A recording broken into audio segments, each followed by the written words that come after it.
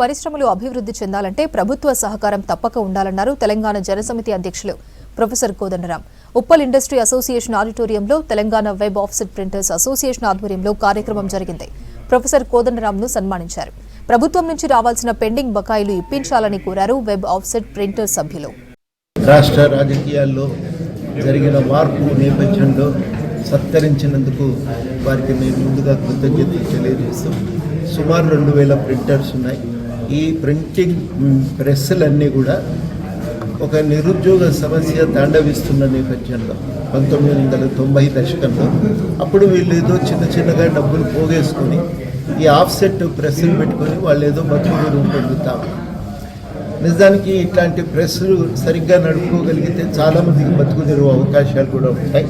ఇవాళ ప్రెస్ వాళ్ళందరూ కూడా కోరేది ఏంటంటే ఒక ప్రయత్నం వల్ల మొత్తానికైతే మమ్మల్ని కూడా గుర్తించి కొన్ని అయినా కాంట్రాక్ట్లు ఇస్తున్నారు. కానీ ఇవాళ వాళ్ళకున్న ఇబ్బందులు మొట్టమొదట ఈ ప్రింటింగ్ ఆర్డర్స్ పెంచాలి. ఈ గవర్నమెంట్ ప్రింట్ చేసిన పుస్తకాలనే విద్యార్థులు కొనే విధంగా ప్రభుత్వం ఉత్తర్వులు జారీ చేయాలి. వాటిని మళ్ళీ డూప్లికేట్ కాపీలు ప్రింట్ చేసుకొని అమ్మే కార్పొరేట్ వ్యవస్థ ఉంది. ఆ కార్పొరేట్ వ్యవస్థపై నియంత్రణ వేయాల్సినటువంటి అవసరం ఉంది. ఇవాళ ప్రింటింగ్ ప్రెస్సులు నడుపుతున్న వీరు అడిగేది ఏంటంటే రాజ్యాంగం ప్రకారం అందరూ సమానులే కదా, మాకు కూడా చేయూతనివ్వగలిగితే మేము బతుకుతాం, ప్రింటింగ్ ప్రెస్సులు కూడా బతుకుతాయి, నలుగురికి ఉపాధి అవకాశాలు కూడా పెరుగుతాయి. కాబట్టి ఆ సహకారాన్ని అందించాలని కోరుతున్నది. తప్పకుండా మేము వారి డిమాండ్లు అనేవి న్యాయమైనవి.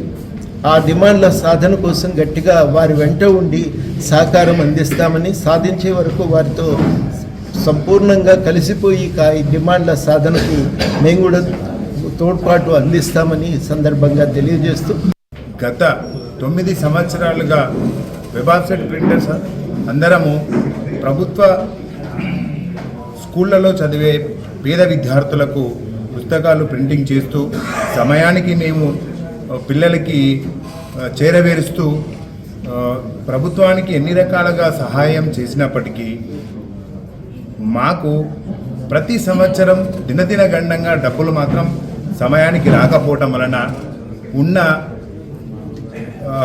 ఎంప్లాయీస్ కానీ, విద్యుత్తు కానీ, కిరాయిలు కట్టడం కానీ, బ్యాంకులకు రుణాలు సమయానికి చెల్లించడానికి కానీ చాలా కష్టాలు పడుతూ ఉన్నాం.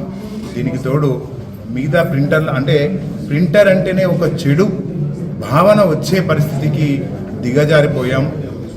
ఇంత కొట్లాడి తీసుకొచ్చుకున్న తెలంగాణలో మన రాష్ట్రంలో మనకి ఈ దుస్థితి ఎందుకు దాపురించిందో నాకైతే తెలియదు. కానీ ఇంత అంటే పని చేసి కష్టపడుతున్నాం, పని చేయని వాడు హ్యాపీగా ఉన్నారు, పని చేసిన వాడికి డబ్బులు ఇచ్చే పరిస్థితి లేకపోవడం ప్రభుత్వం ద్వారా చాలా బాధగా ఉంది.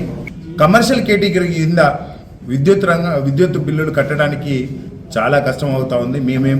మేమేం కమర్షియల్ ప్రింటర్లం కాదు. కమర్షియల్ అంటే మేమేమో బట్టల దుకాణంలో లేకపోతే బంగారం దుకాణంలో నడిపే వాళ్ళం కాదు. మేము కూడా ఒక ఇండస్ట్రియలిస్టులమే.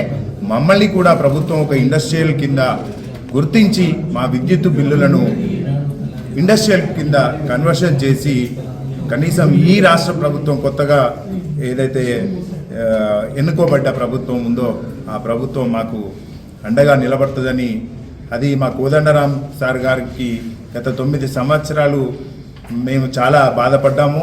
ఆయనకు సరైన గౌరవం గత ప్రభుత్వం ఇవ్వలేదు.